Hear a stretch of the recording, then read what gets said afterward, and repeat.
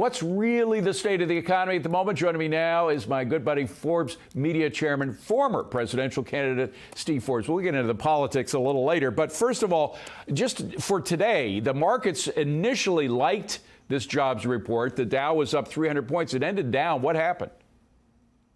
Two things. One is when they delved into it, they recognized that for the first time in a long time, total hours worked, not just the average, but total hours worked actually went down, not up.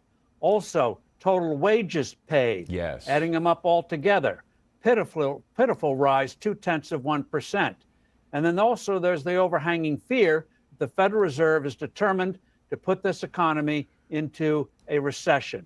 Mild one to be sure, but that's the only way the Fed knows how to fight inflation is by making people poorer. Yeah. So that's the big drag on the market, and this jobs report did nothing to dissipate that fear. Well, you know, we all were excited when we see that we get a 5% increase in pay, but when you have an 8.5% increase in inflation, I think we've got the stats, we can put it up there. Americans are still underwater. They're paying anywhere from $5,000 to $6,000 to $7,000 extra a year just for the basics, for food, for gas, for air conditioning, and wait until winter comes along and they have to heat their house.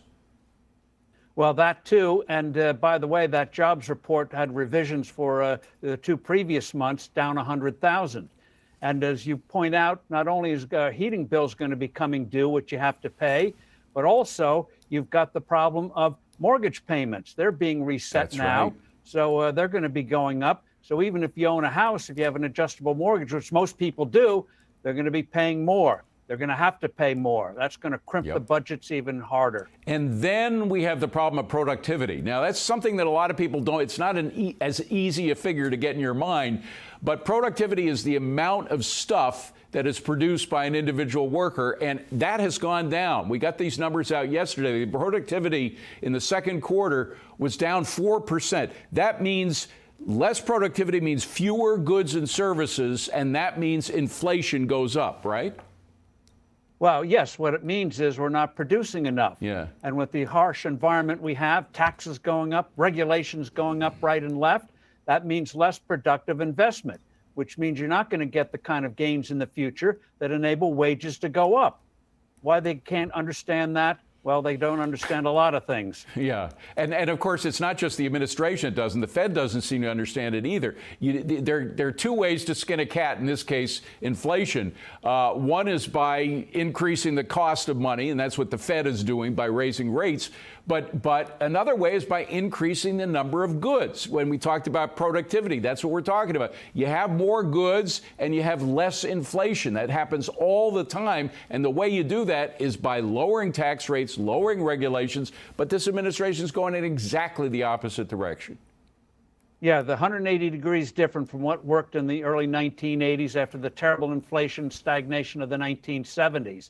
And that's what they don't understand. The Federal Reserve doesn't understand that after that inflation was conquered, Volcker and his successor, Alan Greenspan, did for the most part focus on keeping the dollar relatively stable in value. When you have a stable dollar, low tax rates, deregulation, wonderful things happen, including government revenue, which they don't seem to get. This, David, is not about prosperity. I think the far left is more interested in control rather than in a robust GDP. Well, speaking to that point, we certainly saw their desire to control more of our lives with the pandemic, but also with this supersizing of the IRS. I mean, it's an extraordinary, at a time when Americans are tightening their belts, they're supersizing the IRS by a factor of 6. I mean, really, it's just extraordinary. And you say you don't have to supersize the IRS. You could actually minimize it tremendously by doing what? Well, throwing out the tax code, putting in a simple flat tax, which you can literally do on a postcard or a few keystrokes on a computer. And I've got, by the way, Steve, I knew we were going to talk about this, so I actually put together a postcard version of your flat tax. You just basically put in how much you made, you get the standard deduction, you get your dependents deduction, and that's it.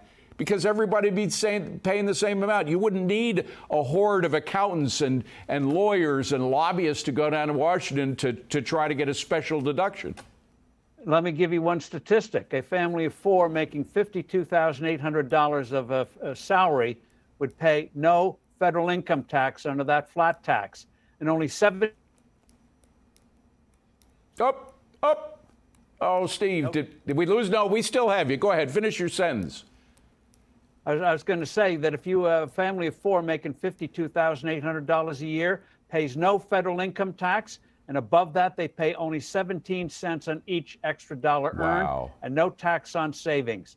So simple, the economy would boom. That was worth waiting for. The only losers would be the power-hungry left. You know, we have a great technician that works for this show. Mr. White is his name, and he says that you could win an election by vowing to dismantle the IRS, because the IRS would essentially become a collection agency. It wouldn't be this enforcement agency where you have all these analysts with guns ready to shoot. I mean, it would just be collecting the income. Would you do that? Why doesn't a politician come out and say, look, if I'm elected, I will disband the IRS? Because they're afraid of the reaction. It's amazing, David, how few real entrepreneurs there are, you might say, in politics willing to take on something like this and be able to withstand the criticisms. But the American people across the board would be for it. And the IRS, what they're doing now to the IRS, that's going to demoralize the nation. Demoralize it really will. The middle. Demoralize small businesses. And if the first politician candidate who embraces a flat tax is going to have a winning issue. I'm just surprised they're all so fearful of it, because the consultants tell them, oh, don't do this. You might stand out. Well, you can stand out in a positive way. Yeah, hello. Exactly. An entrepreneurial politician. That'd be a wonderful thing to see. Actually, I think we saw one recently, but no names. Steve Forbes, good to see you, my friend. Thank you very much.